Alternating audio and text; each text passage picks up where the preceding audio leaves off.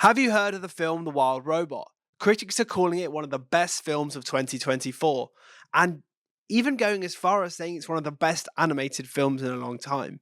It tells the story of Roz, a service robot that gets shipwrecked on an island and has to learn and understand the wildness around her in order to survive. We go on to meet Fink, a charming but mischievous fox, and Bright Bill, a Canadian goose runt that together as a trio, they form a close knit family. What follows is an incredibly heartwarming story about, in its essence, trying to fit in as an outsider and trying to fit in when the world thinks you look different and the world thinks you are different, but you know in your heart that you're happy with the person you are. I'm more than happy to say that this film made me cry.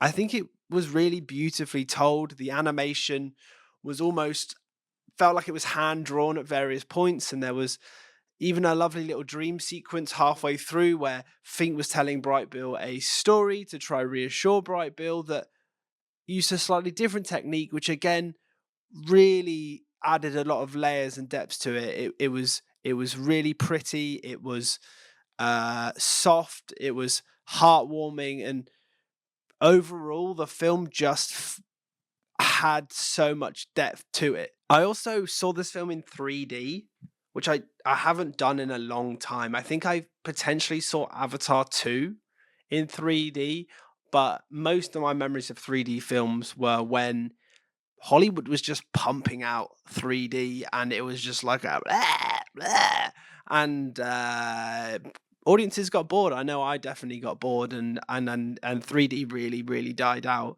I remember when 3D TVs were going to be a thing, and I was always like, "Wow, that's so cool," and it just wasn't cool. It was never cool, and that's why they don't really exist anymore. But I saw this film in 3D. I don't know why. I got moved emotionally when I was booking, and you know what? I think it actually really added a lot to my experience, which really surprised me. It did make me miss Spy Kids 4D. I feel like I really want to rewatch Spy Kids 4D now, or any of the Spy Kids films, really.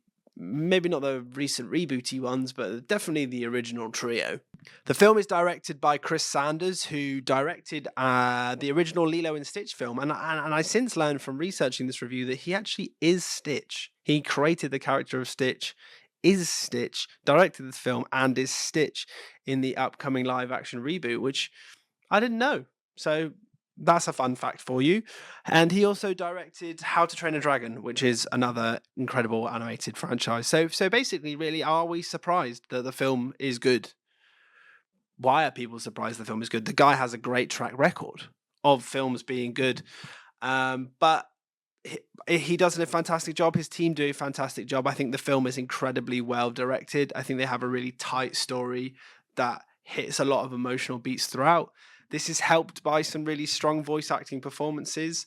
Lupita Nyong'o as Roz starts off at this as this very emotionless robot. It's a robot that is strictly following programming from the company that made her. And over the course of the film, as she begins to make friends, make family, and begin to make her own decisions and choices, Lupita Nyong'o's voice has quite a smooth transition into having the sort of more emotive version we see at the end of the film. I think it would have been really easy to just have a very abrupt transition of like, this is one version of the character with emotions, this is it without emotions. But the voice performance is so strong that you do notice the transition.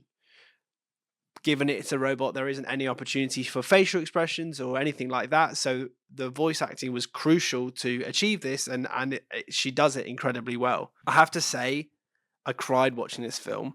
I'd seen a lot of people talking about how they cried watching this film, and for the first half, I was like, "This is a good film. This is a heartwarming film," but like, I can't see how I'm going to end up crying. By the second half, I was crying. I'm crying quite a lot. It was a very heartwarming story. I felt that they told this really beautiful story about how love and kindness can exist within all, no matter what the instincts are, no matter what the upbringing is, it can triumph. The lessons can be taught, lessons can be learned, and people can come together when they need to come together. And I thought that was just really nicely told through the story. Overall, This film is comfortably a 5 out of 5. It was so good. So good. There's a lot to like about this film. As I mentioned, the animation was beautiful, really. The voice acting was strong. It's a well-directed story. It's well written. I think from conversations with people that I know, not many people really know what The Wild Robot is or have necessarily heard of it. I'm not sure if that's just sort of down to the marketing or the fact that it's sort of quite a underplayed release. It's not heavily mainstream backed, but it's definitely something that's worth seeing, whether you see it in the cinema or you watch it when it comes out on home release later. It's a film that I think is definitely worth seeing. And if you like this review, check out the channel. I've been doing reviews quite a lot over the last few weeks. I've just reviewed the Apprentice film about Donald Trump. I've reviewed Transformers 1, another amazing animated film this year. I've also reviewed a couple of TV series that I've been watching recently, like Agatha All Along, Only Murders in the Building, and Severance. So thank you so much for watching. Please like and subscribe, and I'll be back with another review very, very soon.